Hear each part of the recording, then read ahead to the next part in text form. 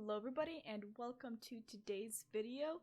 We will be continuing chapter 2 today and we will actually be learning about the product rule.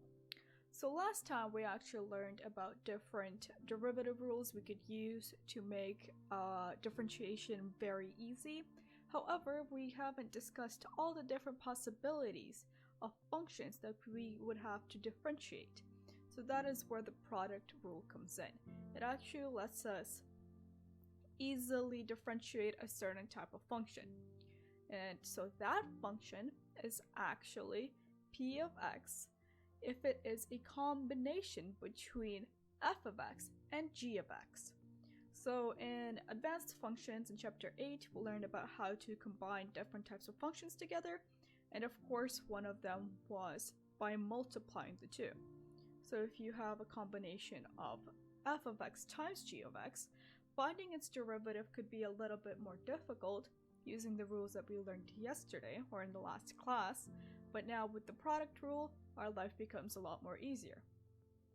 So what the product rule is, it's simply this over here. And it says that if we have a function that is the product of two other functions, then we can actually differentiate it by the following terms. So the first term would be f prime of x times g of x, and the second one would be f of x times g prime of x. So we find the derivative of f and multiply it by g of x, and find the derivative of g and multiply that by f of x. Similarly, if we were to write in a different notation, this is what it would look like. Again, this here is not a fraction, it's actually the symbol we use to describe the derivation of something.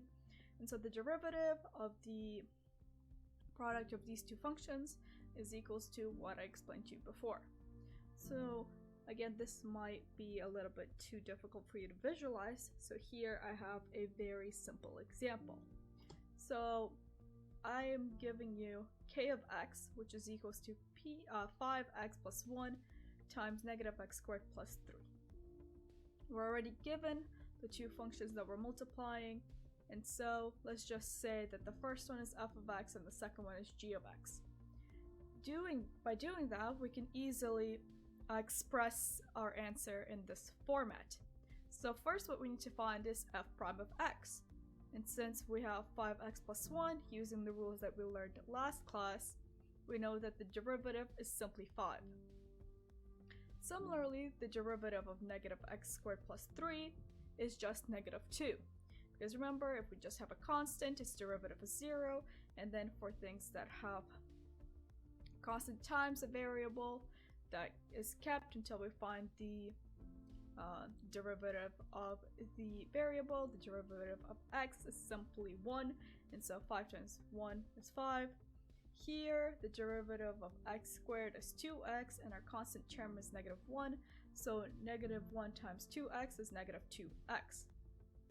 Putting all of these terms together, we can actually express that k prime of x is equals to 5, which was f prime of x, times negative x squared plus 3, which was g of x. Then for our second term, we have negative 2x, which was g prime of x, times 5x plus 1, which of course is f of x. Now, since we don't want to leave these random factors, we need to simplify everything, and so we would get negative 5x squared plus 15 by opening these brackets. And then in these brackets, we would get negative 10x squared minus 2x. Putting like terms together, we get negative 15x squared from these two, and negative 2x by itself, and then plus 15. And so the derivative of this function over here is actually negative 15x squared minus 2x plus 15. Again, if you really want to use the product rule, and you'll have to use the product rule, you must first be able to apply all of the derivative rules we learned in last class. Because otherwise, if you can't quickly compute what the derivative of this term here is, then you're not going to be able to quickly figure out what the derivative of this function is, right? Because if you don't know one part, you immediately don't know half of the proof you need to find the derivative. However, if you're good with that, then let's move on to our second part of the lesson, which is of course applications of the product rule. As you may have noticed, derivatives and tangents are linked hand in hand, and so now that we've learned how to find the derivative of this type of function, of course now we could find the tangent or the equation of the tangent to that graph. So here we actually are given f of x is equals to 2x squared times x squared plus 2x times x minus 1. As you can see, this is 3 terms, which doesn't really fit in with what we learned right beforehand, which was just 2 things together. But don't worry, I'll show you how to get around that really easily. But again, we're also been given a point, so now we can easily find the tangent. Since we have 3 factors present, you could do either one of 2 things.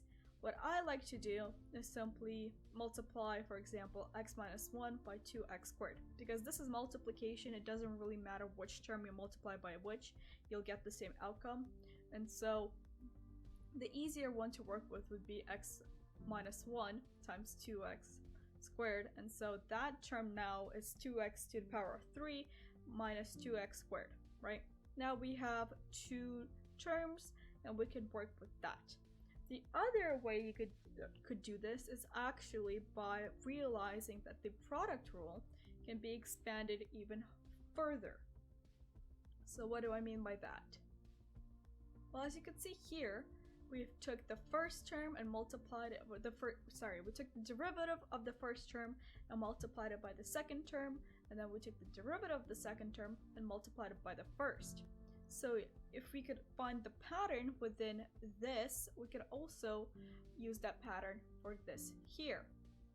I'm not going to bore you with the finding out the pattern, but the pattern is pretty simple. You take the first term, find its derivative, and multiply it by the other 2. So this would be, if this was f of x, g of x, k of x, we would have f prime of x times g of x times k of x. Here we'd have g of prime of x times f of x times k of x, and for the last one we would have k prime of x times g of x times f of x. So it's pretty easy once you do it multiple times, but essentially what you'll need to do is just find the derivative of each and one of these terms and then rearrange it, right? So here we had f, so let's make it prime of f, or f prime. Here we had g, so g prime. Here we had k, so k prime, and that together would give us 3 terms. However, I find that to be a little bit more work compared to this, which is why I stuck with this type of solution. So now, over here, we only have 2 terms, right? So we could straight plug them into the equation we were given before. So the derivative of x squared plus 2x is actually 2x plus 2. Similarly, the derivative of 2x cubed minus 2x squared is 6x squared minus 4x. Putting these terms together into f prime of x, we get 2x plus 2, so this times this, plus fx squared minus 4x, which is over here, times f of x, which was over here. Again, now all we need to do is open up the brackets and simplify. Since we have more terms here, it's a little bit more difficult, but focus on 2 at a time. So here I opened these 2 brackets and I got these terms. I opened these 2 brackets and got in these terms. Then over here we have negative 4x cubed plus 4x cubed, which cancel out, which is why you can't see them here. And putting these 2 like terms together, we get 8x cubed. Now that we have 5 terms, we can collect the like terms and we get our final answer for f prime of x, which is 10x to the power 4 plus 8x cubed minus 12x squared. Now that we're given the equation for the derivative of f of x, we can actually find the slope of the tangent for the point we were given, right? the way to do that is by simply substituting in -1 into f prime of x. So if we do that, we actually get m, so the slope is equals to -10. Luckily for us, we don't have to find out y because we were given the point. So now that we have y, m, and x, we need to find b. Again, this is a grade 9 type of question. We substitute all the values that we know into our equation, and we find out that b is equals to -6. So now our final answer would be y is equals to -10, x minus 6, as you can see here. Again, sorry about the little pop-up. It happens whenever I go down there. But yeah, today's lesson is pretty short because all you need to do is know how to apply this over here. So I've actually given you only a few questions. Each of these would require you to either find the derivative by using the product rule, or find the equation of a line or the equation of a tangent through a point, or through an origin, for example, or something parallel to the origin.